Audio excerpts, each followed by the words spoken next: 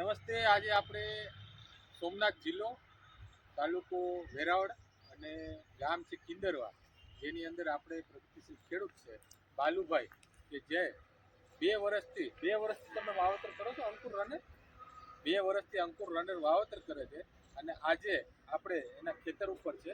તમે જોઈ રહ્યા છો કે વાવેતરની તૈયારી થઈ રહી છે. ગયા વખતે જેટલું એની રનર વાવેતર કર્યું હતું એમાંથી એક પેકેટ આ વખતે ઓછું કર્યું નથી. બધું જ જે છે તો અંકુર રનરનું વાવેતર કરે છે. આની પહેલાના વિડીયો પણ તમે બાલુભાઈને જોયેલા હશે, એના ખેતરના ફ્રૂટ પણ જોયેલા હશે, બરાબર. પરંતુ અત્યારે તમે કે બાલુભાઈ રનર કેવું છે ઓવરઓલ જોઈએ તો? લાજવાબ વેરાયટી છે. બાલુભાઈના શબ્દમાં કે શું સારું શું થાય છે રનર રનર્સની અંદર? નજીક આવજો જરા, નજીકથી આવીને વાત કરજો. રનર્સની અંદર હા, 5 આવ્યા પછી જે વેલો છે હા, એ પરફેક્ટ રહે.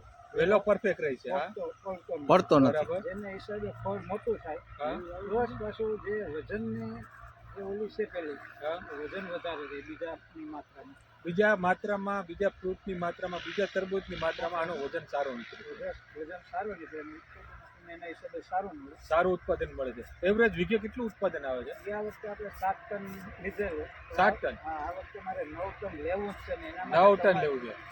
એના માટે તમારે તો સપોર્ટ કરવો પડશે. અરે જોરદાર. અમારા જે કંઈ બી છે ને, તો અમારે રેગ્યુલર વિઝિટ, ખાલી બિયારણ દેવાનું નહીં, પરંતુ બાલુભાઈ 3 વર્ષથી હું તમારે ત્યાં આવું છું રેગ્યુલર, બરાબર. અને અમારી સર્વિસ પણ હોય છે. બાલુભાઈ 7 ટન જેટલા વીઘે તરબૂચ ઉતારે છે. વીઘે કેટલા ઉતાર્યા હતા? 7 ટન જેટલો વીઘે અંકુર રનર ઉતારે.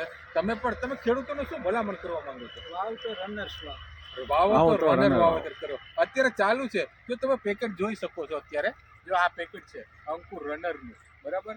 અને આજે 16 ડિસેમ્બરે આપણે બાલુભાઈને ખેતર ઉપર છે. એક દિવસમાં, કાલ પરમ દિવસમાં આનું વાવેતર ચાલુ થઈ જશે. અને તમે જોઈ શકો, તમે પણ બધા મિત્રો ખરેખર તરબૂચમાં વાવેતર કરવું હોય તો કઈ વેરાયટી રનર?